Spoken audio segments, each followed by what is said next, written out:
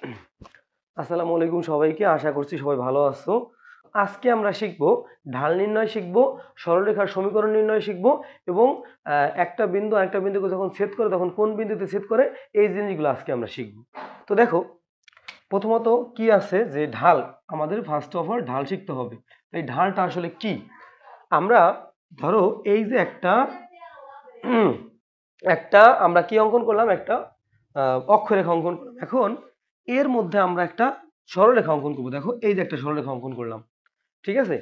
এই সরলরেখাটা দেখো যে এই এক্স অক্ষের ধনাত্মক দিকের সাথে যেই কোণটা উৎপন্ন করতেছে, এটা কি এক্স অক্ষের ধনাত্মক দিকটা না? এই ধরো তোমার কোণ।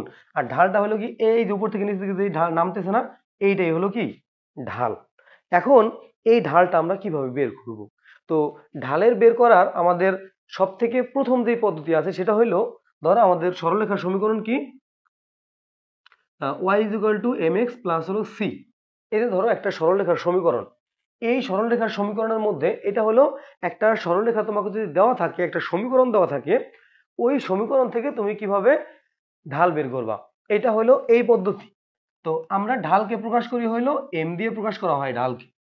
তো এখানে এই এক্স এর সাথে যে জিনিসটা আছে এটাকে আমরা কি বলবো, ঢাল বলবো। তার মানে আমাদের কাছে যদি কোনো একটা সরলরেখার সমীকরণ দিয়ে দেয় এবং তোমাকে বলে সেখান থেকে ঢাল নির্ণয় করো, কিভাবে ঢালটা নির্ণয় করবা? কি করতে হবে? প্রথমত তোমার ওয়াই কে সিঙ্গেল বানাইতে হবে, মানে ওয়াই এর সাথে কোনো সহগ থাকতে পারবে না। এরপরে আর বাকি সবকিছু ডান পাশে নিয়ে যেতে হবে, আর ওয়াই কে শুধুমাত্র বাম পাশে রাখতে হবে। এবং এরপরে এই এক্স এর সাথে সহগ হিসেবে যেটা থাকবে এটাকে আমরা কি বলবো, ঢাল বলবো। আর এই সিটা হলো কি, ধ্রুবক। আচ্ছা, এখন দেখো, ধরো আমাদের কাছে একটা অঙ্ক আছে, যেমন 3x plus 2y equal to 6। এই যে ধরো আমাদের কাছে একটা অঙ্ক আছে, তোমাকে বললো যে এই সমীকরণ থেকে ঢাল নির্ণয় করো। কি বললো যে এই সমীকরণ থেকে ঢাল নির্ণয় করো। তখন তুমি কি করবা? এইখানে এই ওয়াই কে তোমার সিঙ্গেল করতে হবে। ওয়াই কে কিভাবে সিঙ্গেল করবা? এইখানে এই প্রথমত 2y এখানে রাখবা, আর এই 3x এই পাশে নিয়ে যাবা।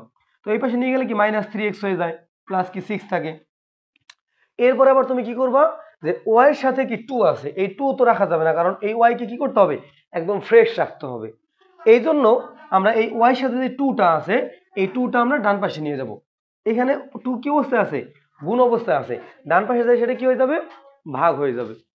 তাইলে আমরা দেখো এখন কি করতে পারি, এই -3/2 হয়ে যাবে, আর হলো 6 কে 2 দিয়ে ভাগ করলে 3 হয়ে যায়। তাহলে কি হবে, এই যে যেটা আছে এইটাই হবে আমাদের ঢাল। এইটাই কি ঢাল, -3/2। ঠিক আছে? তাহলে যে কোনো একটা সমীকরণ থেকে তুমি সহজেই ঢাল বের করতে পারবা। এখন তোমার কাছে ধরো বিন্দু দেওয়া আছে, তখন তুমি কিভাবে ঢাল নির্ণয় করবা, এইটা এখন আমরা শিখব। ধরো তোমার কাছে দুইটা বিন্দু দেওয়া আছে, ধরো এইখানে একটা বিন্দু আছে হইলো এরকম, দুটো বিন্দু আছে মনে করো। কি কি আমরা একটা উদাহরণ যদি দিই,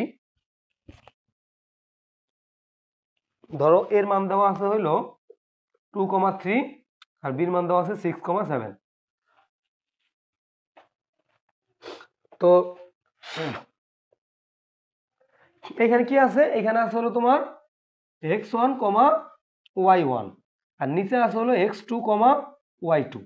এই জিনিসটা আছে x1, y1, x2, y2, এইটা দেওয়া আছে। এখন তোমাকে যদি ঢাল নির্ণয় করতে বলে, তাহলে ঢালের সূত্রটা আমরা কি জানি জানো? ঢালের সূত্র হইলো এরকম, ওয়াই এর স্থানাঙ্কের পরিবর্তন। সবসময় মনে রাখবা ওয়াই কোথায় থাকবে, উপরে থাকবে। ওয়াই এর স্থানাঙ্কের পরিবর্তন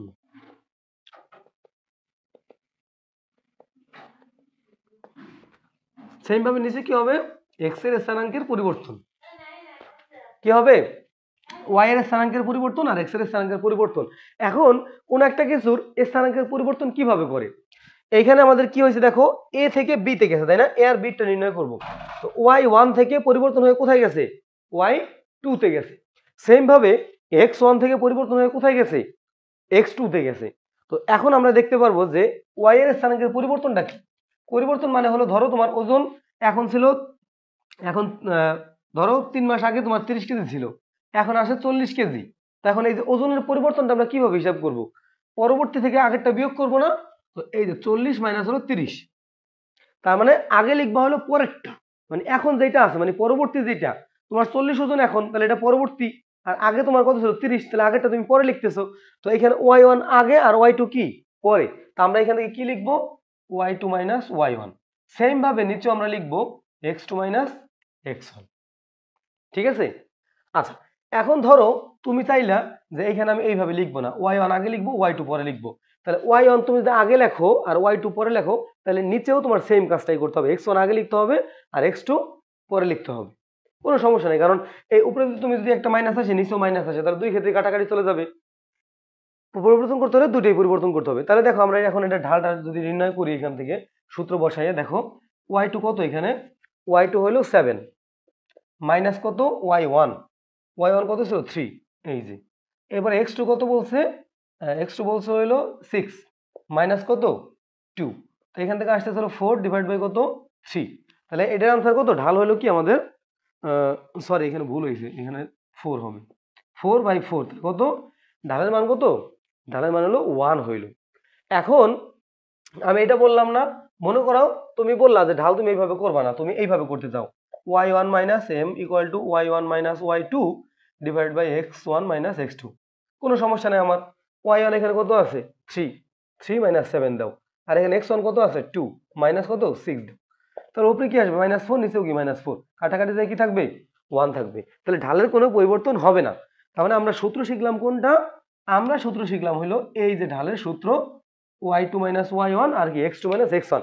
আমি সবসময় তোমাকে বলবো এই জিনিসটা শেখার জন্য, এইভাবে তুমি করবা, এইভাবে করবা না, কারণ আমরা পরবর্তীতে এখন একটা সরলরেখার সমীকরণ শিখবো, তখন তোমার এটা কাজে লাগবে। এটা করলে আবার ভুল হয়ে যেতে পারে, এই জন্য তুমি এইটাকে মাথায় রাখবা সবসময়। ঠিক আছে।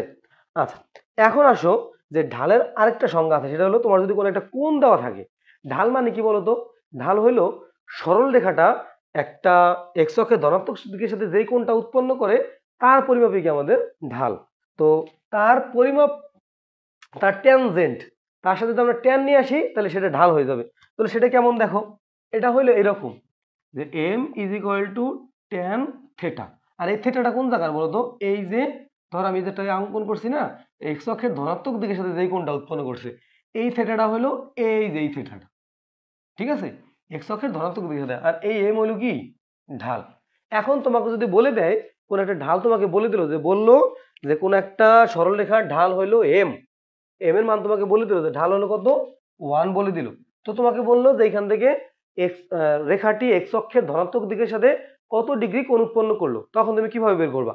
এই যে আমাদের সূত্র আছে, দেখো আমাদের সূত্র কি ছিল, এই যে এম সমান কি ট্যান থেটা না, এই দেখো আমাদের সূত্র m is equal to tan theta. তো আমরা কি জানি, এম এর মান কত বলছো 1 বলে দিছে, তাহলে ট্যান এখানে থেটা দাও, তো থেটার মান কত, ট্যান হইলো 45 ডিগ্রি, মান কত 1, তাহলে এই ট্যান ট্যান কাটা, থেটা সমান কত আসে 45 ডিগ্রি আসে। তো এই যে আমরা একটা ঢালের সূত্র শিখলাম, আর এই যে হলো আমরা একটা ঢালের সূত্র শিখলাম, আর এইখান থেকে এই যে আমরা একটা সূত্র শিখলাম, এখানে এই এমটা হলো কি ঢাল, এক্স এর সাথে যে জিনিসটা থাকবে। ঠিক আছে। আচ্ছা, আশা করছি তোমরা এই জিনিসটা বুঝতে পারছো। সরলরেখার সমীকরণ শিখবে এখন।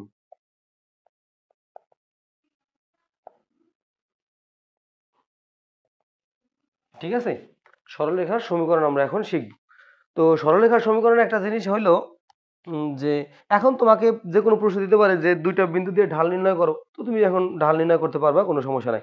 দুইটা বিন্দু তোমাকে যদি দেয় তাহলে ঢাল তোমাকে নির্ণয় করতে বলতে পারে, এবি রেখার ঢাল অথবা এসি রেখার ঢাল, যে কোনো কিছু বলুক না কেন তুমি এখন পারবা নির্ণয় করতে, এটা নিয়ে কোনো সমস্যা নাই। এরপরে আসো যে এইখানে তোমার এই অধ্যায়ের মধ্যে এইগুলাই আছে। এখন ঢাল নিয়ে আমাদের আরো কথা আছে, সেটা কি, ধরো এই যে একটা সরলরেখার মধ্যে, এই যে একটা সমীকরণের মধ্যে তুমি দুইটা অঙ্কন করলাম, মনে করো। আচ্ছা, সরলরেখার সমীকরণ আমি একটু পরে শিখতেছি, এই ঢাল নিয়ে কিছু কথা আছে, ঢাল নিয়ে এই কথাগুলো একটু শেষ করে নিই।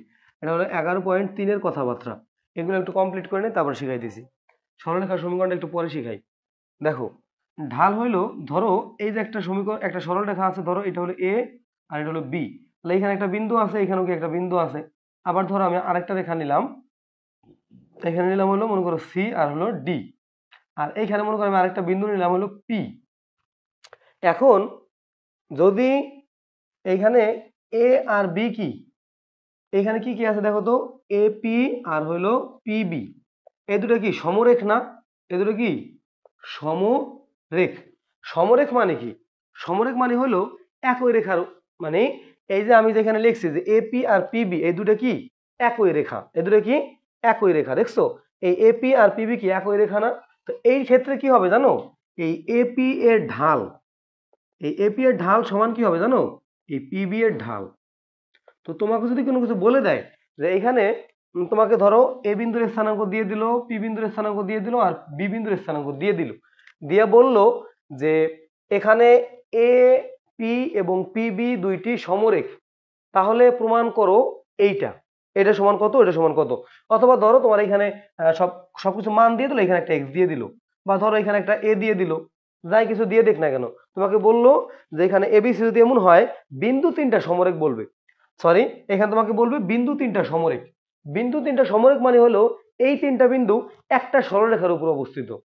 কি বলবে, বিন্দু তিনটি সমরেখ।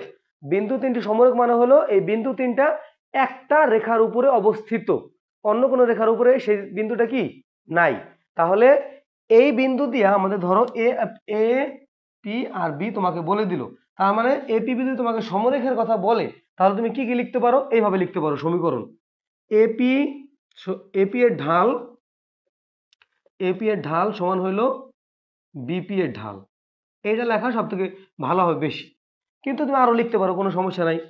এবি এর ঢাল সমান সমান হবে পিবি এর ঢাল, একই কথা, কারণ কি একই তো রেখা। ঠিক আছে, তুমি চাইলে লিখতে পারো এপি এর ঢাল বিপি এর ঢালের সমান, আবার তুমি লিখতে পারো এবি এর ঢাল এপি এর ঢালের সমান, আবার তুমি লিখতে পারো এবি এর ঢাল পিবি এর ঢালের সমান। এগুলো নিয়ে কোনো প্যারা নাই, একদম চিল, কোনো সমস্যা নাই।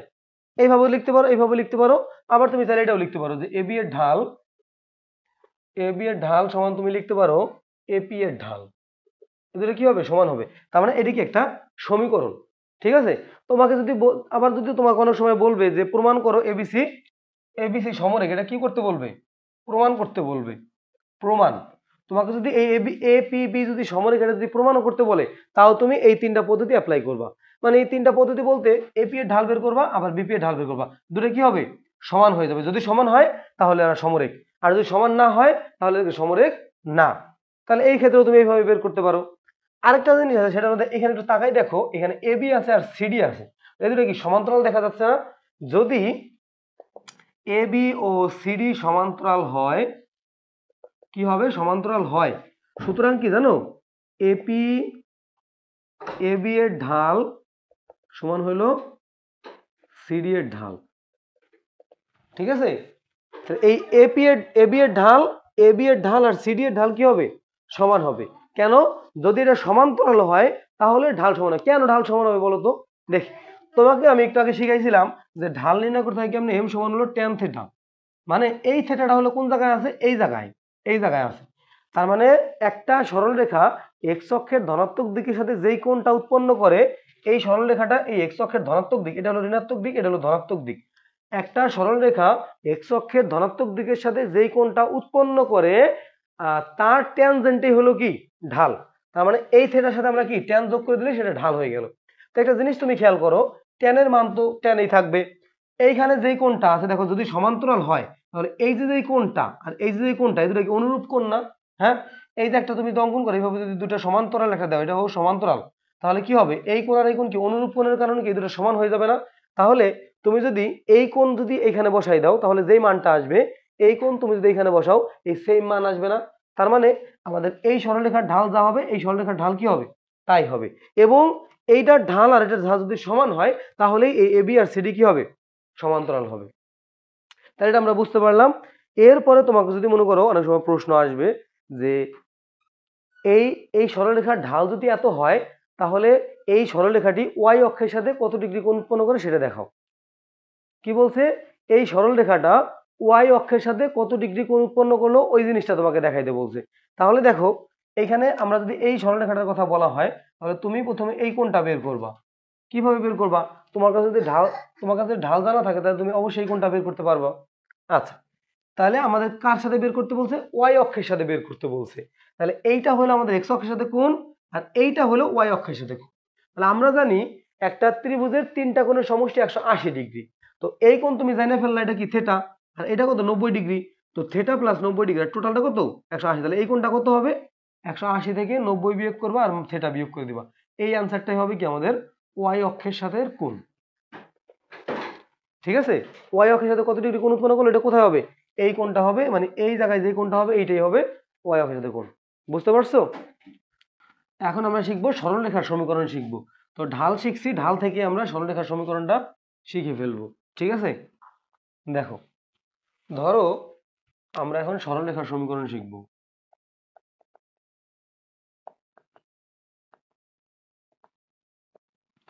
সরলরেখার সমীকরণে কি আছে? একটা সরলরেখা কি হবে? ঢাল, তাই না? এটা সরলরেখার কি হবে? ঢাল সমান হবে। তাহলে আমরা ঢাল সমান কি পড়ছিলাম বলতো? এই যে এম ইজ ইকুয়াল টু পড়ছিলাম হইলো y2 minus y1 x2 minus x1, এটা আমি শিখাইছিলাম। তো এখন তুমি করবা হইলো, যদি একটা সরলরেখা তোমার কাছে থাকে তাহলে সরলরেখার সমীকরণটা হবে এই রকম, যে এই যে মনে করো তোমার কাছে a আছে x1, y1 আর b এর কথা তোমাকে বললো x2, y2। তাহলে এই যে a আর b এর সমীকরণ, সরল রেখার সমীকরণ। তো এই ক্ষেত্রে তুমি কি করবা? তোমার সমীকরণ সূত্রটা এইভাবে মাথায় রাখবা। এটা হলো ঢালের সূত্র। এখন তুমি মাথায় রাখবা কিভাবে? এইভাবে y minus y1 x minus x1 equal to y2 minus y1 x2 minus x1। এই যে এইভাবে কেন শিখাইলাম?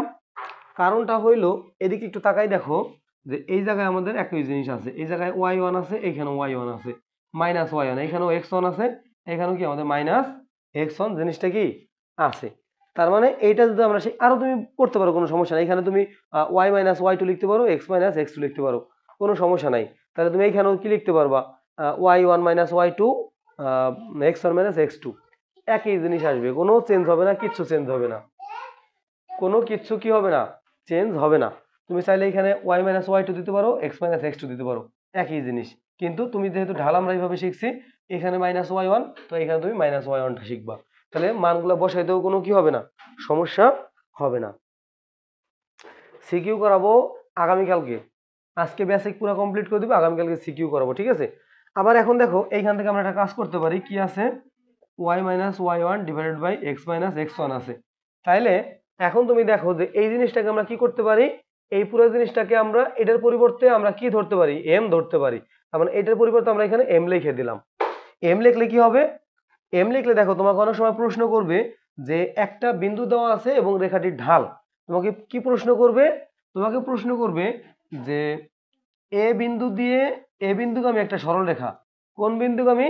এ বিন্দুগামী একটা সরল রেখা, এ বিন্দুগামী। ঠিক আছে, তো এ বিন্দুটা কি? x1, y1 বলে দিল, আর ঢাল বলে দিল কত? m। তোমাকে বলে দিল ওই সরলরেখার ঢাল হলো কত? m। তাহলে সরলরেখার সমীকরণটা নির্ণয় করো। তো ওই ক্ষেত্রে তুমি কিভাবে নির্ণয় করবা?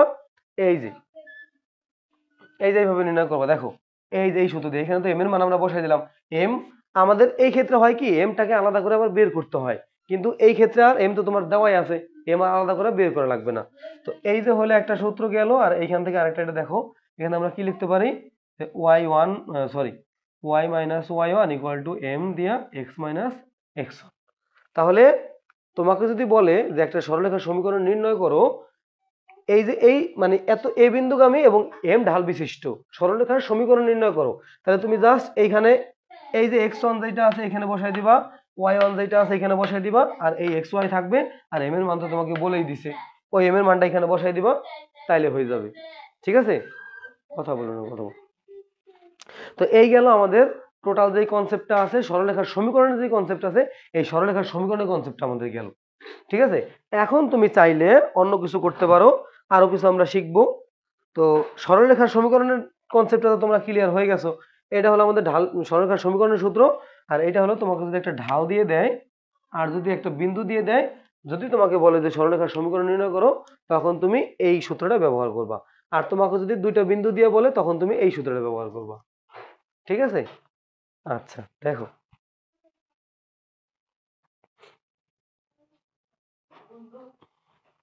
আচ্ছা পরীক্ষা দাও। ওই যে তোমাদের জাকির স্যার তো তোমাদের রেকর্ডেড ক্লাসের একটা লিংক দিয়ে দিছে না, তোমরা চাইলে জাকির স্যারের ওই ক্লাসটা করে নিতে পারো, আর আগামীকালকে আমি সিকিউ সলভ করাবো, কোনো সমস্যা নাই। আচ্ছা, এরপরে আসো, যেমন তোমার এখান থেকে বেসিক আরো কিছু আছে, অনেক বেসিক আছে। সেটা হলো এখান থেকে আমাদের অনেকগুলো প্রশ্ন আসে এইরকম যে তোমাকে কি বলবে যে একটা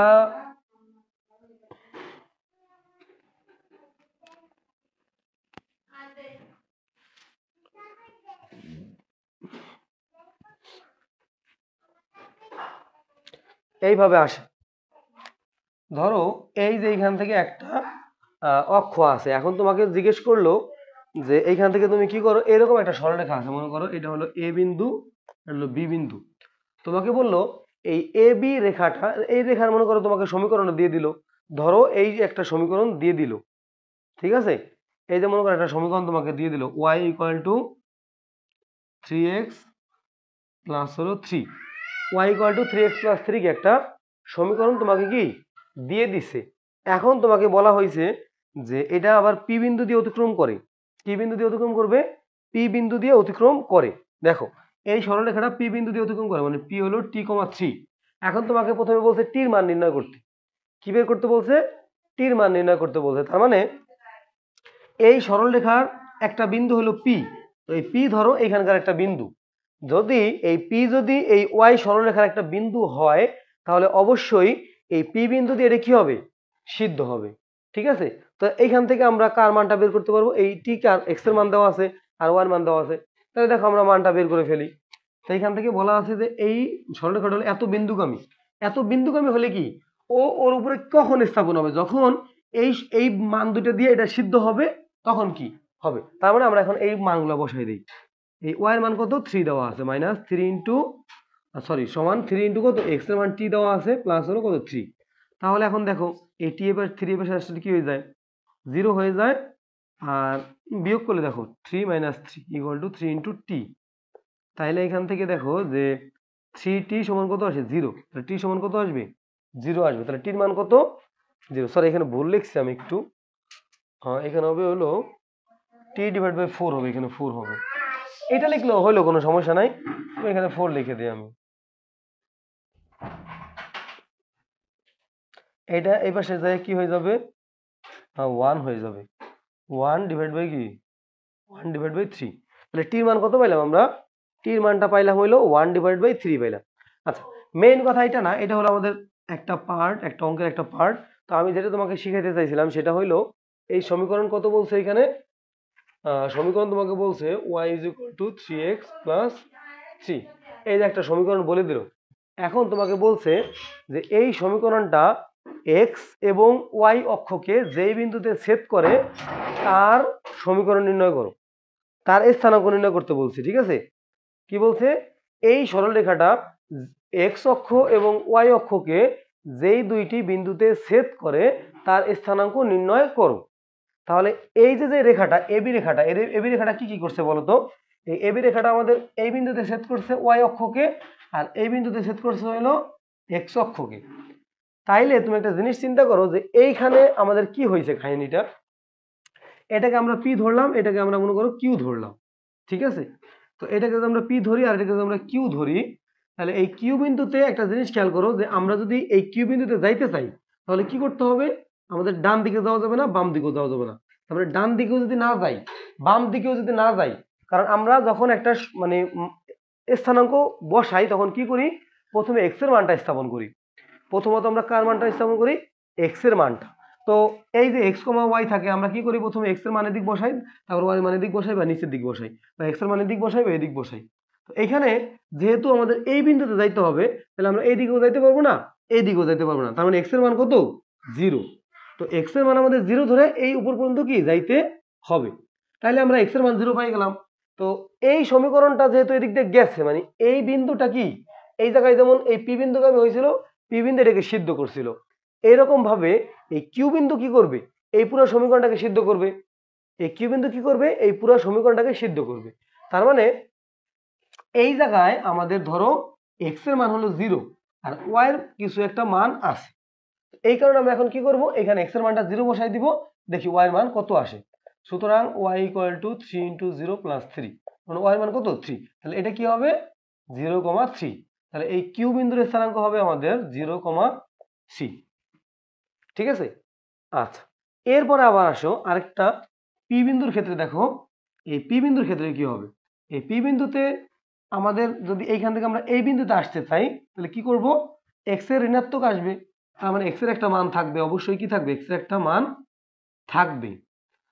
আর যদি এই বিন্দুতে আসলাম, এক্স থেকে আমরা বাম দিকে সেই বিন্দু আসলাম, এখন তুমি এইখানে স্থির থাকতে চাও, উপরেও যাওয়া যাবে না নিচেও যাওয়া যাবে না, তার মানে ওয়াই এর মান কত 0। তাহলে পি বিন্দুর ক্ষেত্রে এই পি বিন্দুটাকে এই সমীকরণকে সিদ্ধ করবে, শুধুমাত্র কি করবে, সিদ্ধ করার পরে কি হবে, এই জায়গায় ধরো তোমার এই কি বলে এই এক্স এর একটা মান থাকবে কিন্তু ওয়াই শূন্য বা 0, এই বিন্দুটা এটাকে কি করবে, সিদ্ধ করবে। তার মানে এখানে এক্স এর মান দেওয়া আছে হলো এক্স, বের করতে হবে, আর ওয়াই এর মান কত দেওয়া আছে 0 দেওয়া আছে।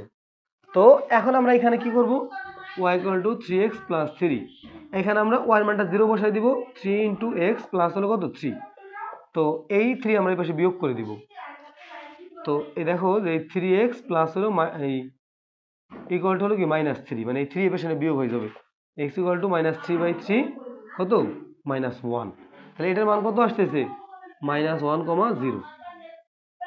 তাহলে আমরা এই বিন্দুর স্থানাঙ্ক কত পাইলাম, এই সরি এই x অক্ষকে ছেদ করছে হইলো, x অক্ষকে হইলো -1,0 বিন্দুতে ছেদ করছে, আর y অক্ষকে হইলো 0,3 বিন্দুতে কি ছেদ করছে। ঠিক আছে। আচ্ছা,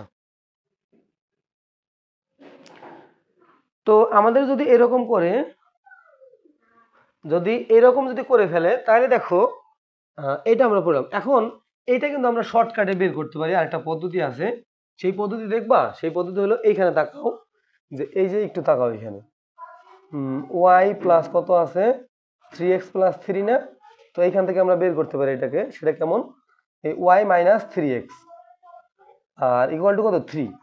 এখন আমরা এই 3টাকে বেশি ভাগ করে দিব, তো ওয়াই এর নিচে 3 চলে আসবে, আর মাইনাস 3x ডিভাইড বাই 3 চলে আসবে, আর এখানে 1 থেকে যাবে। তাহলে এখান থেকে দেখো এখানে কিউর মান কত পাইছিলাম, কিউর মান পাইছি হলো 0,3, এটাকে লিখলাম। এখন এখান থেকে তাকাই দেখো যে ওয়াই নিচে কি আসতেছে, এই 3 আসতেছে, ওয়াই নিচে কি 3, আর এক্স এর নিচে কি এটা কাটে দিয়ে কি থাকে, দেখো ওয়াই বাই 3 মাইনাস হলো এক্স, এটা কাটাকাটি চলে যায়, আর ইকুয়াল টু কত 1। তাহলে এইখানে কত আছে -1 আছে সামনে, মানে নিচে কত আছে, নিচে আছে হলো 1।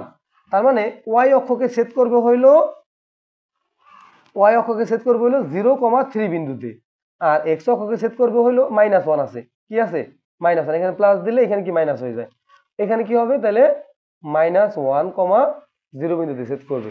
এক্স এর মানটা এই যে -1, এই যে এক্স এর মান -1, আর ওয়াই এর মান কি, এই ক্ষেত্রে ওয়াই এর মান 0, আর এইখানে ওয়াই নিচে কি 3, তো ওয়াই এর মানটা হলো 3, আর এক্স এর মান কি, ওয়াই এর মান কি হবে, মানে এক্স এর মান কি হবে 0 হবে। তাহলে এই হলো আমাদের অঙ্ক।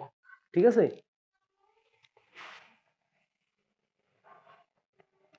এইভাবে আমরা কি বের করতে পারি।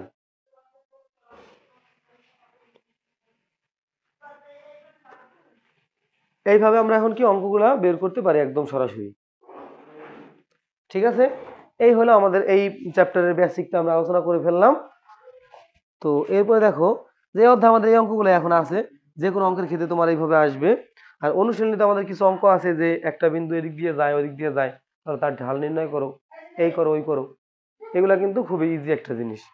ঠিক আছে, এই যে এখান থেকে সবচেয়ে গুরুত্বপূর্ণ জিনিসটা হলো এই জিনিসটা, যে এখান থেকে আমরা এটা করতে পারি। আচ্ছা,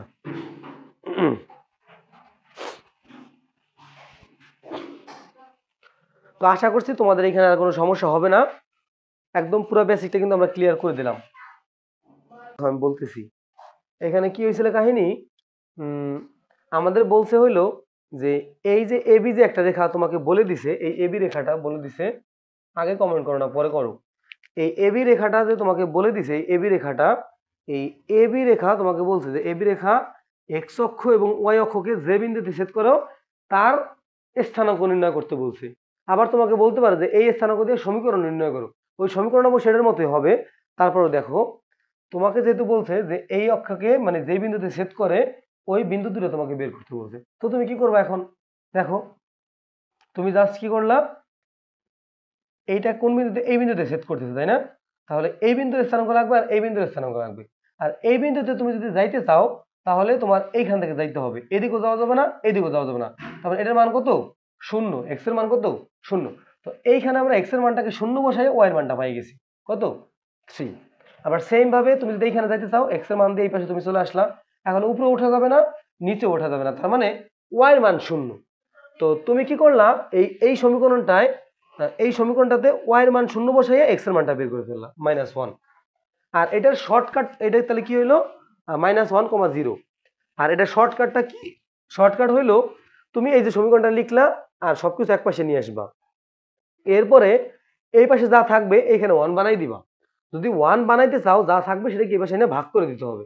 তো এই জিনিসটা আমরা এই পাশে ভাগ করে দিলাম, y নিচে 3 হয়ে গেল আর 3x নিচে 3 হয়ে গেল, এই 3 3 কাটা, তাহলে -3 থাকে। তাহলে আমরা পরের লাইনে দেখো এখানে প্লাস বসাই দিছি আর এখানে কি মাইনাস বসাই দিলাম। ঠিক আছে, এটাকে আমরা এইভাবে বলতে পারি যে সমীকরণটা আমরা এইভাবে সাজাইতে পারি। সেটা কেমন দেখো, এরকম যে x divided by a plus হলো y divided by b equal to 1, এইভাবে সাজাইতে হয়। এইভাবে সাজালে কি হবে, এখান থেকে x এর স্থানাঙ্কটা আসতেছে হইলো, এখান থেকে x এর স্থানাঙ্কটা আসে এইরকম a, 0 আর এইটার স্থানাঙ্ক আসে হইলো 0, b। ঠিক আছে, এটা হলো তোমার রুলস। তো এখানে আমাদের কি আছে, -1 আছে, এই জন্য এখানে কি -1, 0 দিলাম। এক্স আগে লেখার কথা ছিল, আমি পরে লিখছি, কোনো সমস্যা নাই। আর ওয়াই নিচে 3 আছে, 0, 3। এই দুইটা জিনিস আমাদের কিন্তু এই শর্টকাট, এই দুটো জিনিস কি শর্টকাট। ঠিক আছে, আচ্ছা এখন তাহলে তোমরা সবাই বুঝতে পারছো। তো সবাই ভালো থাকো, আসসালামু আলাইকুম সবাইকে, আল্লাহ হাফেজ।